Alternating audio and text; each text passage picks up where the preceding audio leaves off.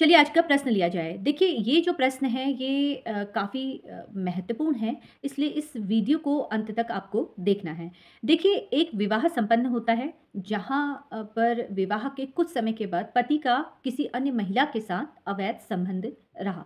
अब विवाह के कुछ समय तक तो पत्नी को इस बात की जानकारी नहीं हुई, लेकिन कुछ समय के बाद उस महिला को यानी कि उनकी पत्नी को किसी ने ये जानकारी दी कि आपके पति का किसी अन्य महिला के साथ अवैध संबंध है, यानी कि वो अफेयर में है।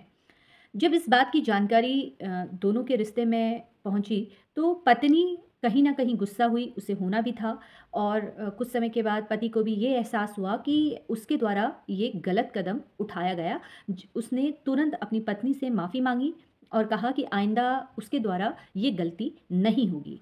अब कुछ समय तक तो दोनों के बीच में सारी चीज़ें सही चल रही थी, लेकिन अब पत्नी के नेचर में काफ़ी चेंज आ गया है। पत्नी बार-बार अपने पति को ताना मारती रहती है, जहाँ पर पत्नी का ये कहना होता है कि तुमने मेरे रहते किसी अन्य महिला के साथ तुम रिश्ते में थे, तुमने ये सारी चीज़ें की, गलत की।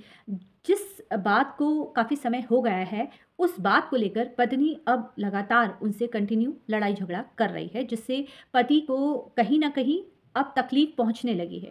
जबकि पति का अब उस महिला के साथ कोई संबंध नहीं है। देखिए ऐसा कई बार होता है जहाँ पर एक पति का ये कहना होता है कि जो बात हो चुकी है उसको छोड़ दीजिए और पुरानी बातों को लेकर क्या बैठना।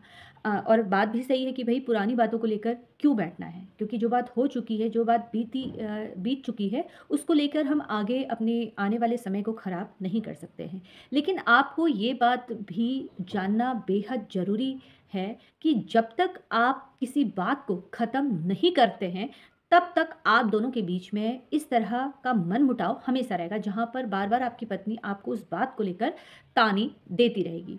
अब जब पत्नी के द्वारा आपसे पूछा गया कि भई आप पूरी जानकारी दीजिए, कौन लड़की है, क्या है? और आपके द्वारा ये कहा जाता है कि अब उस बात को लेकर हम अपने आने वाले पल को क्यों ख़राब करें? एक तरीके से तो आप ठीक है कि भई जो बात बीत चुकी है, उसको लेकर हम अपना आज ख़राब नहीं कर सकते हैं, लेकिन आपको अपने पार्टनर को भी समझना होगा, जिनके मन में ये चल रहा है कि आखिर आपके द्वारा ये गलत कदम क्यों उठाया गया? क्या वजह थी जो आपने इस तरह से गलत कदम उठाया? तो अगर आपके जीवन में भी इस तरह से दिक्कत हो रही है जहाँ पर आपके और आपके पार्टनर के बीच में मतभेद हुआ, आपने उनसे माफ़ी माँगी, लेकिन बार-बार उस पुरानी बातों को लेकर आपकी पत्नी, आपका पति आपको टॉन्ट करता रहता है, ताने मारता रहता है, तो वहाँ पर आपको करना क्या है, आपको पूरी जानकारी जो भी आपके साथ घटना घटित हुई थी, वो जानकारी जब तक आप उनको नहीं देंगे, पूरी बात उन्हें नहीं बताएँगे, तब तक शायद उनके दिमाग में वो बातें हमेशा चलती रहेंगी, जिसका नुकसान आपके आज के जीवन में होगा। इसलिए ध्यान रखिए कि जो वजह है, उस वजह को ख़त्म करने की कोशिश कीजिए। ये कह के कि पुरानी बातों को लेकर हमें क्यों बैठना है, ये इस हर चीज़ में सही नहीं होती है। जब तक आप वजह ख़त्म नहीं करेंगे, जब तक आप उनसे बैठकर बातचीत नहीं करेंगे, वजह नहीं बताएँगे कि आपके साथ ऐसा हुआ था, फिर आपने इस तरह से आपके जीवन में उस महिला का प्रवेश हुआ या उस पुरुष का प्रवेश हुआ, तो जहाँ पर आप उस बात को ख़त्म करेंगे, उस वजह को ख़त्म करेंगे, तो ही जाकर आपके आज के जीवन में वो प्रभाव उससे नहीं पड़ेगा। इसलिए ध्यान रखिए कि कभी भी कोई समस्या होती है, तो उस वजह को ख़त्म करने की कोशिश कीजिए।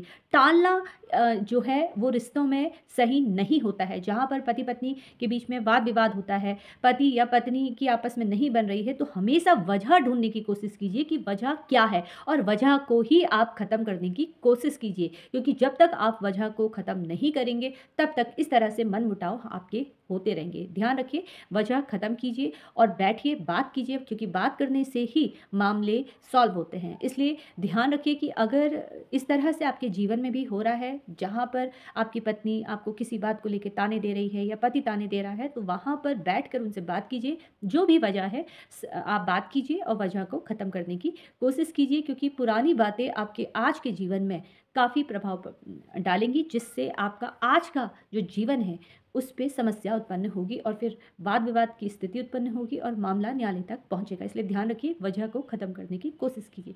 फिलहाल इसी तरीके से आप लोग मुझसे जुड़ते रहिए। धन्यवाद।